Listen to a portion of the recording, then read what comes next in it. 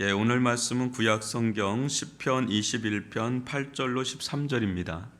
제가 말씀을 봉독해 드리도록 하겠습니다. 구약 성경 시편 21편 8절로 13절입니다.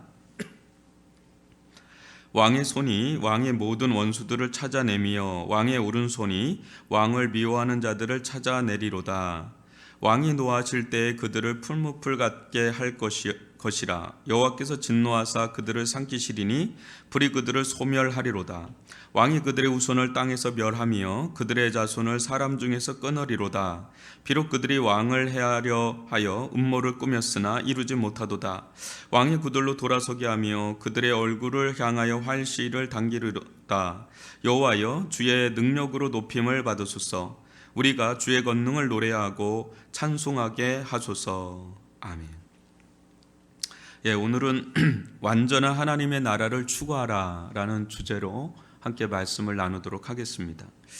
어제 살펴본 시편 21편 전반부는요, 하나님의 구원과 승리에 대한 화답과 찬양, 감사의 시라고 한다면, 오늘 살펴볼 이 후반부는 앞으로도 행하실 하나님의 권능의 역사를 기대하는, 또 그것을 또 찬양하는 그런 시라 할 수 있습니다.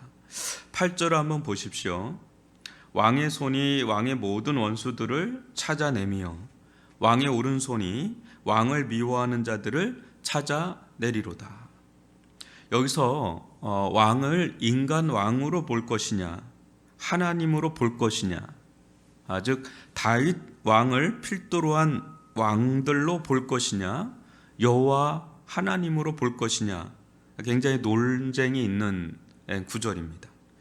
아직도 하나로 합의된 것은 없지만 대다수는 양쪽 다 다윗 왕 또 하나님을 가리키는 거다, 이렇게 좀 여기고 있습니다. 왜냐하면 하나님의 마음에 합한 왕의 이 족적은 곧 하나님의 족적과 일치하기 때문에 그렇습니다.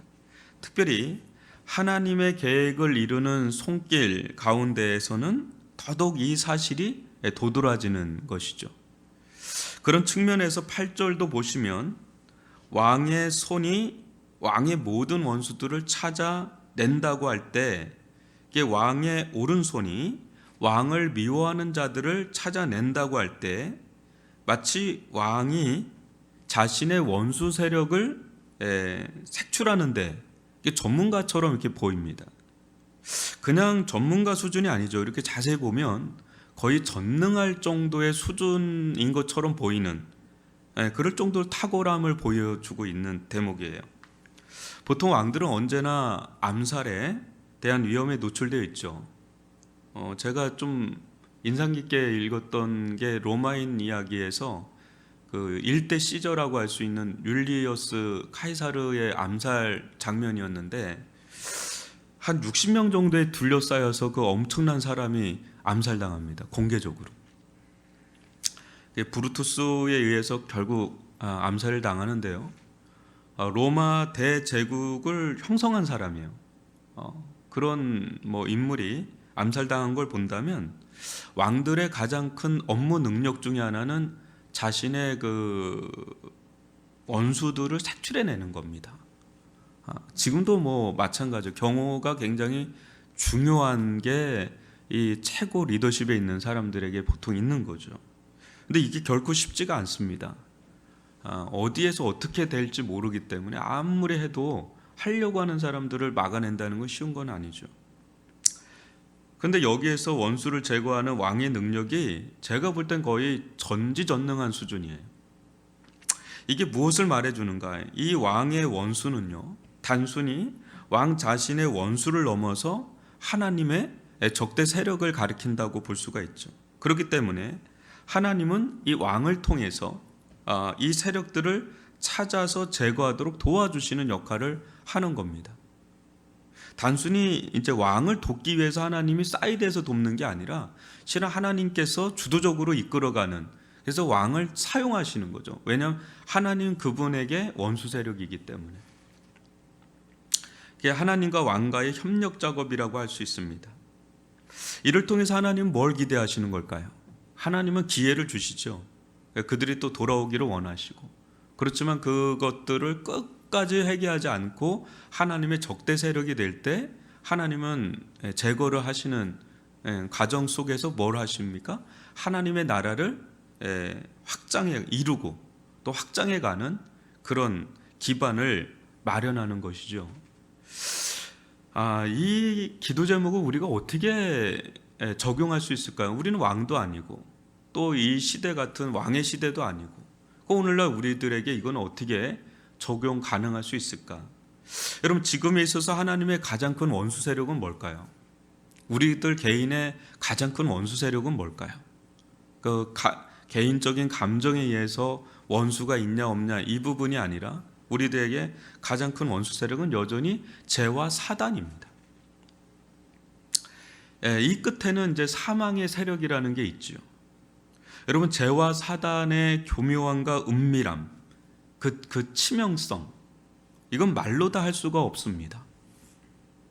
우리 스스로의 힘으로는요, 이 죄와 사단을 잘 분별해서 색출할 수가 없습니다. 여러분, 사단이 어떻게 역사하고 있는지, 또 죄가 어떻게 역사하고 있는지 다 가늠할 수 있습니까? 어느 정도는 내가 알 수 있을지 모르지만 그 모든 것을 다 간파할 수 있는 그런 분별력과 그런 힘이 우리들에게는 없어요. 또 문제는 그렇게 분별해서 색출한다고 하더라도 그것을 이길 능력은 더더욱이 없습니다. 그러니까 눈에 보면서 당하는 거예요. 그냥 뻔히 보면서 당한다는 게 그런 거죠. 죄의 세력을 어느 정도 내가 간파할 수 있는, 분별할 수 있는 죄의 세력이 있죠. 또 사단의 어떤 계계가 있다라고 이렇게 분별되는 부분이 있을 수 있습니다. 그런데 그것을 내가 이겨내기가 어렵다는 거죠. 알아도 이겨내기가 어려워. 그러나 하나님은 우리를 긍휼히 여기시고 도우사 어때요? 하나님의 말씀을 통해서 이게 죄라는 걸 깨닫게 하십니다. 그전에는 죄라고 생각하지 않았던 것이 거룩한 하나님의 말씀의 빛 아래 비춰주면 비춰줄수록 내 안에 있는 어두움의 죄들이, 또 세상의 죄들이 보이죠. 또 양심을 통해서 그걸 또 깨우쳐 주시기도 하고, 또 어떻습니까? 성령의 은혜를 통해서 계속 지속적으로 죄와 사단을 찾아낼 수 있는 어떤 지혜를 주시고 힘을 주시고, 또 그것을 그리스도 예수 안에서, 그 은혜 안에서 죽이는 그런, 이길 수 있는 그런 일들을 우리에게 행하시죠. 우리는 이것을 보통 거룩의 길, 성화라고 부르죠. 그래서 성화는요, 칭의는 하나님의 일방적인 은혜 역사라고 한다면 성화 또한 하나님의 일방적인 은혜 역사긴 하나 하나님과 인간의 협력 작업이라고 할 수가 있어요. 그래서 하나님은 여호수아 장군에게 끝까지 그 이방 족속을 몰아내라고 그러죠. 그게 여호수아 정복 전쟁이죠. 그걸 오늘날 우리에게 적용한다면 우리 안에 있는 이 죄를 죽이는 작업들을 끝까지 해나가야 된다는 거죠. 근데 그걸 우리가 하는 것도 있지만 실상은 은혜가 주는 의지가 그걸 하는 거죠. 우리들 안에 은혜가 임하면 계속해서 그 작업을 행하시는 거죠. 우리에게 그 의지를 분발하게 만들고 행하게 만들고, 또 이제 세상으로, 우리 바깥으로 나가면 세상에 대해서 우리는 그런 작업들을 해나가는 것이 우리의 또 사명이죠. 여러분, 그래서 9절로 12절을 한번 보세요. 왕이 노하실 때 그들을 풀무불 같게 할 것이라. 여호와께서 진노하사 그들을 삼키시리니 불이 그들을 소멸하리로다. 왕이 그들의 후손을 땅에서 멸하며 그들의 자손을 사람 중에서 끊으리로다. 비록 그들이 왕을 해하려 하여 음모를 꾸몄으나 이루지 못하도다. 왕이 그들로 돌아서게 하며 그들의 얼굴을 향하여 활시를 당기리로다. 하나님은 사랑의 하나님이시지만 분명 이 사랑은 하나님의 거룩하심과 공의에 기초를 하고 있는 것입니다. 그러기에 하나님은 죄와 사단의 세력, 또 궁극적으로 사망의 세력을 철저히 소멸하는데 그 끈질긴 속성을 놓치지 않는다는 것을 여기서 볼 수가 있어요. 이것은요, 아담 이후로 하나님의 줄기찬 열정입니다. 하나님은 끝까지 사랑의 하나님이세요. 그렇지만 끝까지 죄를 추적하신 하나님입니다. 끝까지 죄를 이기시는 하나님이시다. 그래서 이 세상에 하나님을 적대하여 일어난 이 죄와 사단의 세력, 이 죄의 세력, 숨을 곳이 없어요. 하나님은 끝까지, 사단도 마찬가지입니다. 지금 죄가 또 사단이 막 횡행하는 것 같고 득세하는 것 같아도 죄와 사단이 숨을 곳은 이 세상에 어디도 없습니다. 하나님은 잠시 허용은 할지 몰라도 끝까지 추격을 해서 색출하고 그것을 완전히 죽이는, 그래서 사단과 죄가 피할 수 있는 피난처, 안식처는 이 세상에 어디도 없습니다. 유일하게 한 군데 있다면 지옥 무저갱이라고 할 수가 있겠습니다. 그것이 유일한 안식처가 될 수도 있고 피난처도 될 수도 있을지 모르는데 그것이 과연 안식처요 피난처일지는 모르죠. 그토록 하나님은 원수 세력에 대해서 조금도 배려가 없습니다. 철저하다는 거죠. 그래야 하나님의 공의가 완전히 서는 겁니다. 하나님의 공의가 완전히 설 때 역설적이게도 하나님의 사랑 또한 완전히 서는 겁니다. 그러나 죄인들은 다릅니다. 죄인들은 하나님께서 그 사랑과 공의를 완전히 실현한 십자가를 간통하면서 죄의 옷을 벗을 수 있는 기회를 주십니다. 영원한 의의 옷을 입을 수 있는 기회를 주십니다. 그리고 이 자들에게는 전혀 죄를 찾아볼 수 없도록 완전한 제사함을 허락해 주십니다.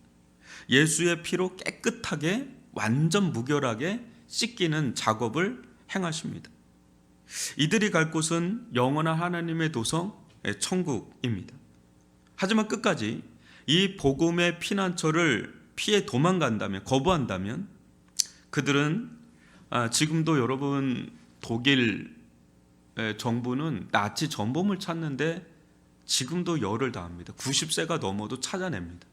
찾아서 반드시 형벌을 가합니다. 그게 철저한 죄에 대한 반성이라고 보는 거죠. 그런데 하나님은 아무리 기회를 줬는데 끝까지 이 죄인이 회개하고 돌아오지 않으면 하나님 끝까지 추적합니다. 지구 끝까지 들어갑니다.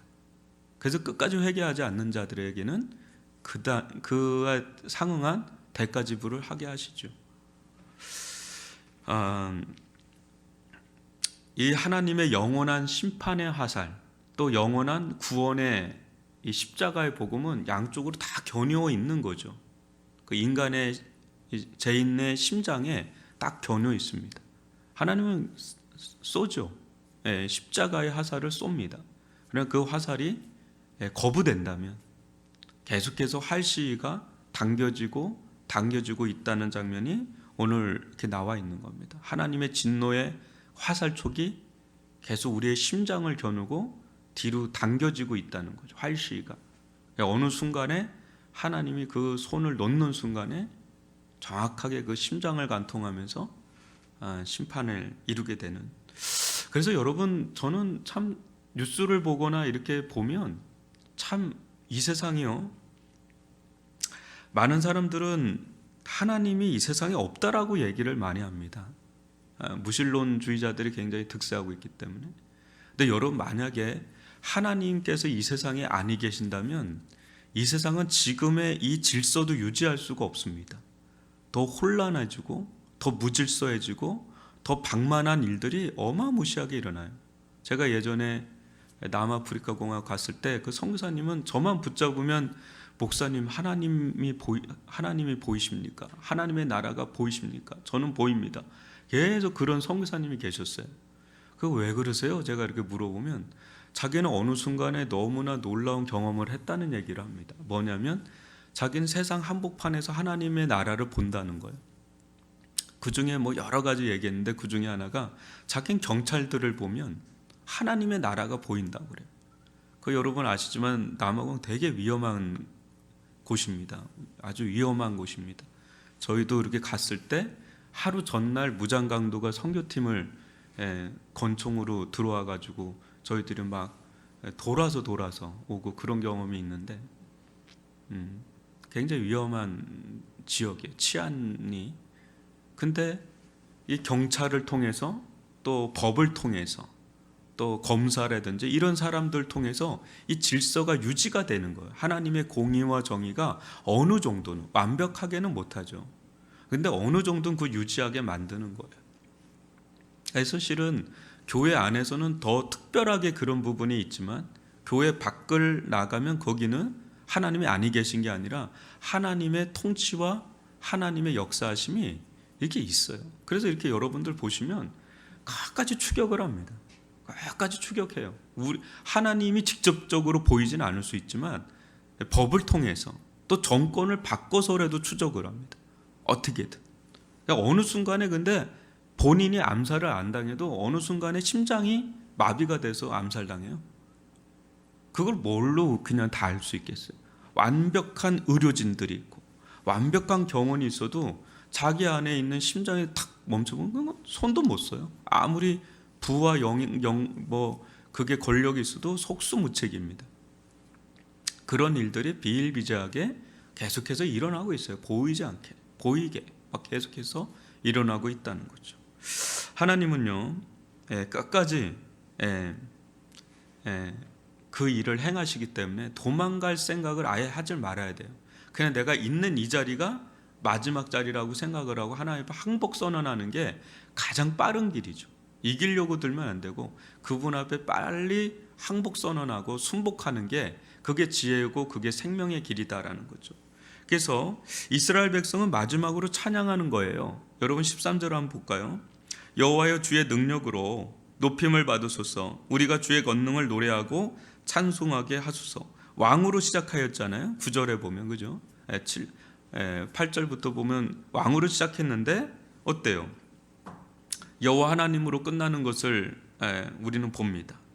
왜 그런지도 보이는 거죠. 왕이 행하긴 하겠지만 이 모든 것 배후에서 역사하시는 분은 누구라는 거예요? 결국은 하나님이시다라는 걸 보여주고 있는 거예요. 왕이 원수 세력을 왕이 뭐 막 얘기합니다. 그 인간 왕일 수 있어요. 근데 그 배후에서 역사하시는 분은 결국은 누구라는 거예요? 하나님이시다라는 것을 볼 수가 있죠. 하나님은요 지금도 이와 같은 역사를 부지런히 행하십니다. 죄와 사단의 세력을 무찌르고 구원할 자는 구원하고 끝까지 죄와 사단에 빌붙어 사는 그 하수인 역할하는 자들을 공의로 처리하시는 거죠. 한번 여러분 보십시오. 앞으로도 보십시오. 중국이 어떻게 될지, 러시아가 어떻게 될지, 그 최고 지도자들이 어떤 일을 행할지 우리는 다 몰라요. 지금은 무소부재의 권력을 가지고 있지만 한번 10년, 20년 뒤나서 한번 보십시오. 어떤 일이 일어날지. 하나님의 공의가 반드시 실현되는 것을 아마 보게 될 겁니다. 그러니까 우리는 한편에서는 감사함으로, 전반부는 감사로 들어가죠. 근데 또 한편에서는 두렵고 떨림으로 주님 앞에 서기를 사모해야 한다는 거죠. 하나님 편에서 하나님의 일을 수행하는 자들로 날마다 우리가 서야 되는 거죠. 우리가 이 자리에서 또 교회 또 성도로서 오늘 하루를 살 때 우리가 해야 될 가장 큰 작업이 여러분 뭐겠어요? 우리 안에 거룩의 작업을 하는 거죠. 내 안에 여전히 역사하고 있는 이 죄의 세력이 성령의 은혜로 복음의 능력으로 죽어지는 그런 성화의 길을 가야 되는 거죠.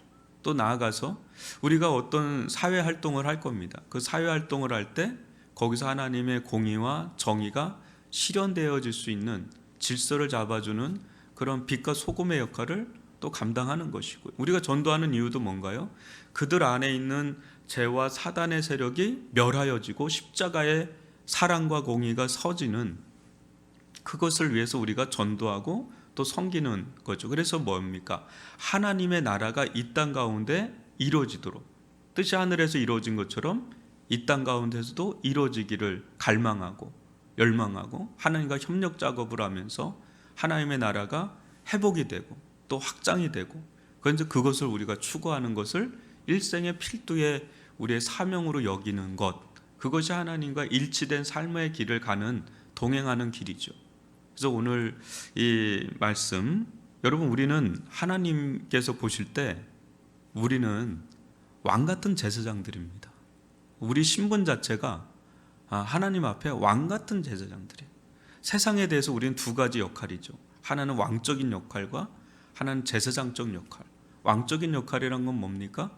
하나님의 통치가 이 땅 가운데 실현되도록 쓰임받는 통로로서, 또 제사장으로서 하나님과 세상을 이어주는 가교 역할을 하는 왕 같은 제사장이다라는 이 신분을 여러분 숨기지 마시고 노출해야 됩니다. 신분 노출을 해서 적극적으로 빛과 소금 된 삶을 우리가 가정에서, 또 우리가 처해 있는 삶의 현장에서, 또 내 개인적으로 그런 삶을 살아나가면서 완전한 하나님의 나라가 이 땅 가운데 실현되기를 그것이 유일한 우리의 인생의 소망이다라고 여기면서 뚜벅뚜벅 걸어가는 그런 삶을 살아가는 것, 오늘 주어진 하루 그렇게 충실하게 살다가 또 주무시고 십자가로 들어갔다가 또 깨면 또 부활이다 생각하고 날마다 십자가 부활을 자고 깨는 가운데